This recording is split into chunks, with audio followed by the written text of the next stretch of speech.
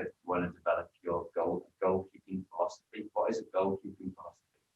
I'm not 100% sure. It's no, that's how it is. You don't have it. At least I don't have a philosophy before it's got started. Pretty much.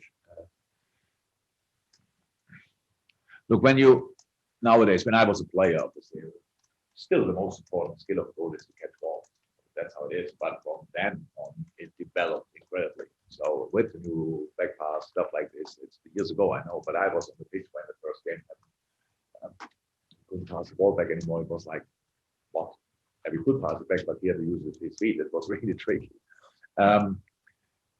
So it's obviously a position which is getting more and more influential, and not only in the defensive moments, as well in the offensive moments.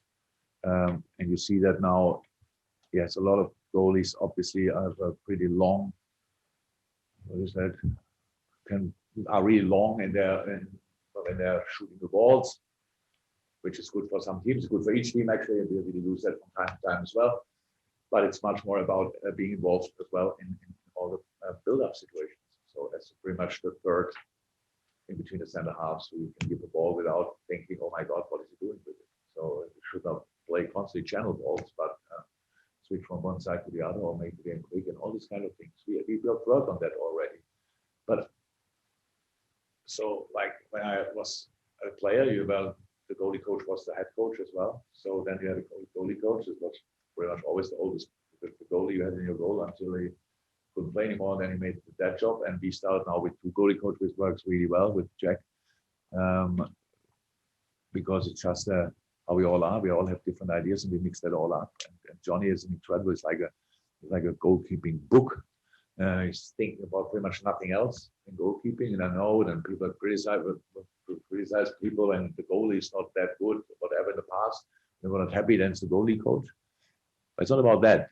And now bringing something completely different in, or a little bit different. I thought it makes really sense. And we really thought we need hands. We need more hands. The goalkeepers will be funny. That we have for the boys who are not involved at the weekend, that we can really work with them properly and consistently. And for that, you don't bring in just somebody that you have another a goalkeeper coach. So we really thought somebody with a real own opinion as well.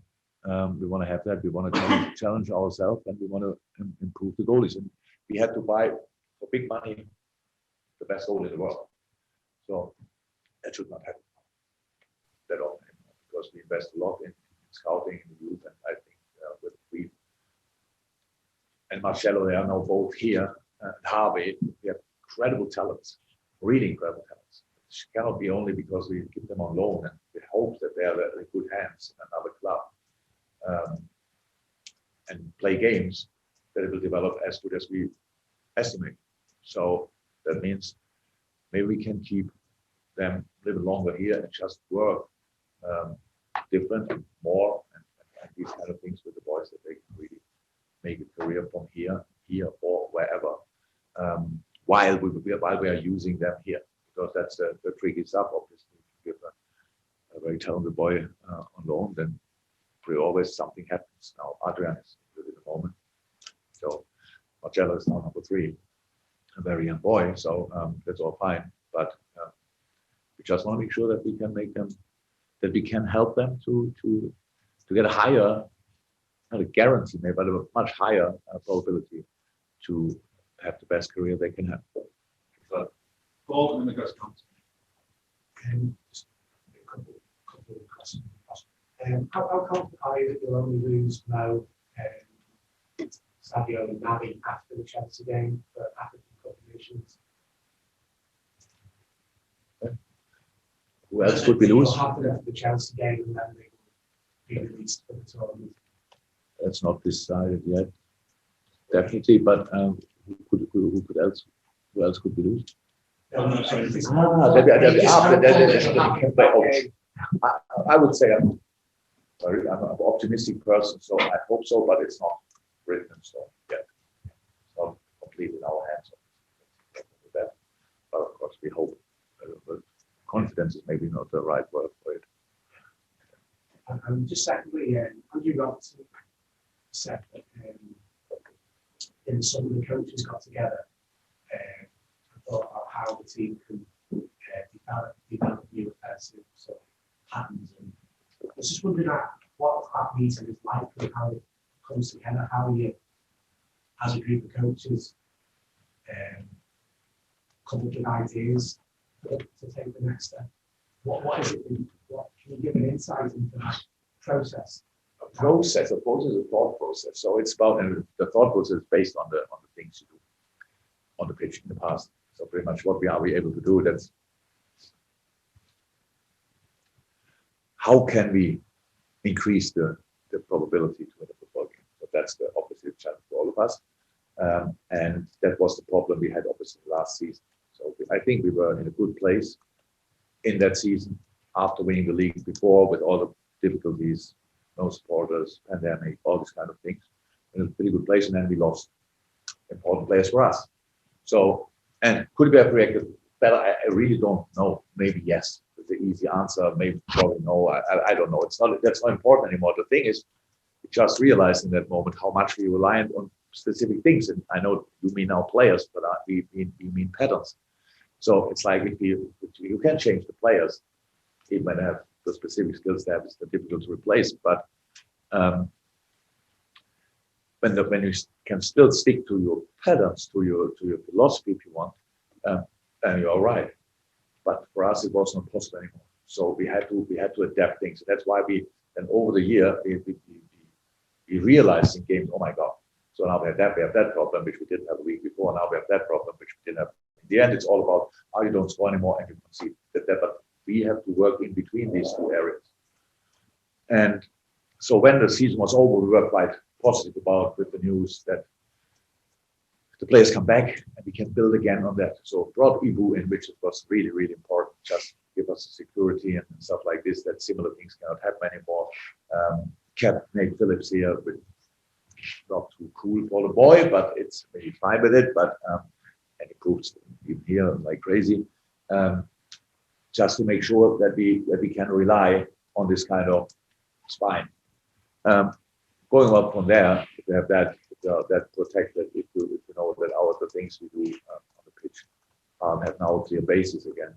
Now we have to think how can you use that, and that was the thought process. And, so is it all of you in the room just idea? We are constantly in the preseason. They're constantly in the room. So pretty much, if you're not on a pitch, we have one room. That's preseason. We had a long camp, 2 camps actually. We were really long on the road and had a lot of time to talk about it. And so it's clear the influence of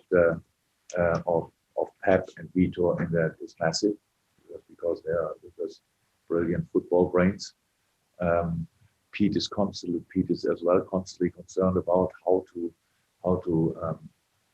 use the things we have with the analyzed team together. So we put some videos together. What did we do in the most positive moments? And what can we do even better? So that's how it happened. But it's now we didn't reinvent ourselves. We just build on a basis. That's a good thing when you are longer together. So you don't have to make a lot of changes. So that's how it is.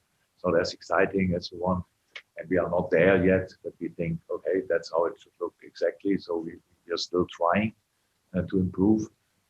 But for the moment, it worked in moments, and the players feel it. That's very helpful. The benefit of it. But in the end, as Robert probably spoke in these moments about the offensive part, you can only be offensively creative if you are perfectly protected, because otherwise it's not going to blame children, but it's in children's football. So like, oh my God, let's run there, and then we have nobody in the decisive area. So and that's a constant process to get that sorted, to keep that balance. And that's what we are. That's really, I don't think that will ever stop, to be honest, this process. That's about whatever you create up front, you need to be protected, because it's football and you can't expect that it will end up with a goal. Final question, Dom. Sorry, I'm just conscious. Dom's finished on the Zoom. Hi, Egan. It's a very simple one, really. Speaking of contract renewals, is there any update on Mo at the minute, or? No. No. Okay, it was worth asking. You were waiting that long. with a tie, by the way, you can see it. Do you like the tie? Do you like? Yeah, yeah. No, I would. I look good today. What's the reason? I've made it. The reason? Well, you know, sometimes it's a Friday afternoon, and we like to dress up every now and again. Casual Friday from Don King. It's all right to have just one quick one. We mentioned that Phillips last week and again there. Is it too romantic for you to think he deserves to play as AC Milan? Because I don't think it's about AC Milan, to be honest. But no, why I have to mention it is because I never ever think. I think people ask me which player made the biggest improvement under my leadership or whatever. I said Robert Lewandowski, and it's probably right, but not far off that is Nate Phillips. It's just a completely different department. But I remember when I saw Nate Phillips first, and after the game, it's one of the smartest players I ever had. Is speak to him and think, you know, you're not easy on the eye. He improved in pretty much everything, and it's not playing here. That's life is sometimes not fair, and I can't believe that. But people cannot keep it forever. But we have at the moment. We needed him obviously to be safe for that half year for sure. We'll see what happens in the winter, but we needed him here, and he was fine doing it because he's a great guy. But I have to make note that the development is absolutely insane. Honestly, we saw it last year when you would have thought about Nate Phillips, think, oh my God, he plays in the last line and stuff like this. The way he played is, and yes, the people love him because we said it. But he's with the feet. Meanwhile, it's unbelievable. So just a late starter, but from there on, it was absolutely insane. I would sign him for each club. I would be about from Liverpool because